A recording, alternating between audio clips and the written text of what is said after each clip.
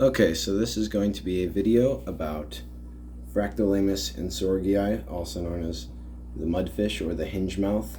And I know this footage is not great. It's from a smartphone, and the lights are not on in this tank currently because it does have live plants.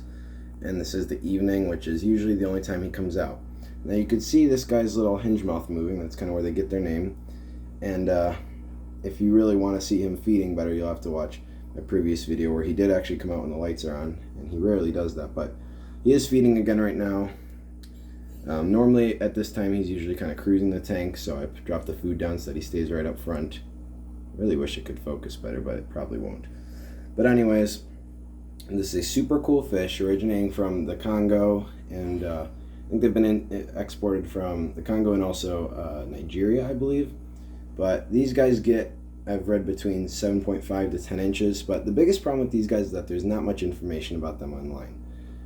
Most things you'll find is about water parameters and the environment they come from, but not much about how to care for them at all. In fact, there's basically nothing.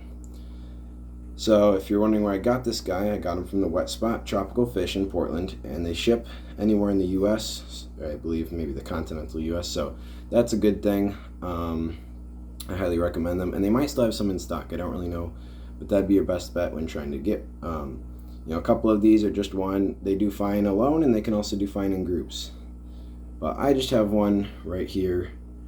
And yeah, he's just kind of feeding on some brine shrimp. In terms of water quality for these guys, I have hard well water. The pH is very high, hardness is very high, so even though they're also called mudfish because they're found in very muddy pools with low oxygenation, I assume possibly more tannin stained, maybe acidic waters, this guy seems to do fine. So I think because of the fact that they're probably used to their waters drying up and everything, they're a very adaptable fish. Unlike some fish that really need like a lot of oxygenation, this guy, it'll probably help, but they don't need a crazy high amount. I'm gonna squirt some more food in. So feeding this guy with a pipette, and that makes it really easy so that it gets right down by him. You see all the brine coming down. And the pencil fish, these are Nanostomus beckfordi, they're eating as well. But these guys just seem to be pretty hardy overall. Mine's about 2.5, maybe 3 inches in total. Probably the biggest problem you'll run into with these guys is feeding. I definitely recommend feeding them more at night, since that's when they come out, and using a pipette. Now these guys will actually take the dry foods. I've had them feed flake and like Hakari micro pellets. I've even chopped up viper bites in very small pieces, but the problem is you got to get it down to the bottom somehow. These guys will also readily accept most frozen foods. The problem with bloodworms is that right now they're actually too big to fit in this guy's mouths, but tubifex worms work well, and brine shrimp, which I think brine shrimp is probably his favorite. Now what's really nice though about these guys is, since they have such small mouths, they really won't eat any other fish, even fry. I've kept them with platy fry. Right now I keep them with pencil fish, and all of those have small mouths. And I would definitely recommend to keep these guys with tank mates, because the tank mates can act as dithers and make these guys more active and feel more comfortable. Now for tank mates, I would definitely recommend something that stays near the top, something with a small mouth, and something that stays small so that they won't scare away the mudfish or outcompete it for food. I would really not recommend any catfish, maybe things like plecos, but nothing super active like corridors, because they'll probably gobble up most of the food. For tank setup, I've heard that these guys can bury in sand or mud, but I have never witnessed that. I have a pretty thick layer of sand here, so he could bury, I guess, if he wanted to, but I've never seen him do it.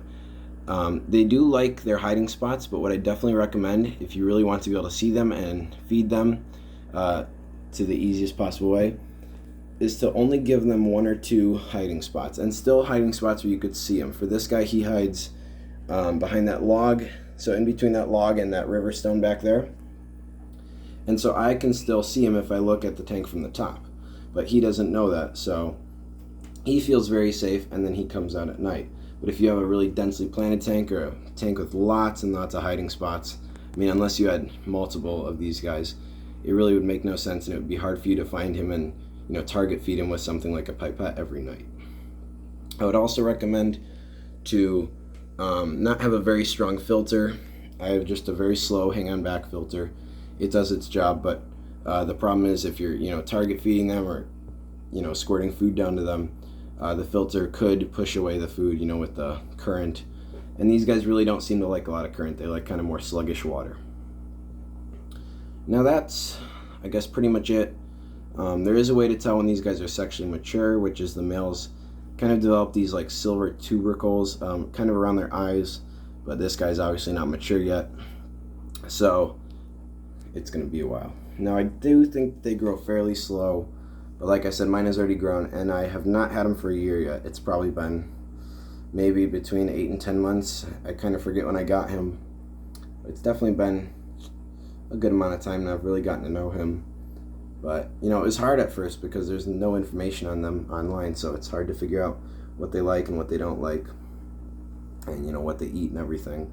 But I'll definitely try to post more videos on them feeding and post some videos of my other fish, maybe some other care guides. But I really wanted to get this out there because I know some stores and stuff have featured these guys in videos, and people have been asking how to care for them and where to find them and just things about them, and there's really nothing on YouTube or on the internet, so I thought it was important to make this video. If you have any questions, I'll make sure to answer them in the comments down below. But until then, good luck finding these guys if you're interested, and if you do have the chance to buy one, I'd definitely say go for it. They're just a very great, interesting fish to have, and I bet they'll be like infinity more times cooler. I don't know if I said that right, but they'll be a lot cooler when they're the size of like a hot dog, because reports say that they can reach that size. Well, anyways, that's it for this video. Like I said, comment down below if you have any questions.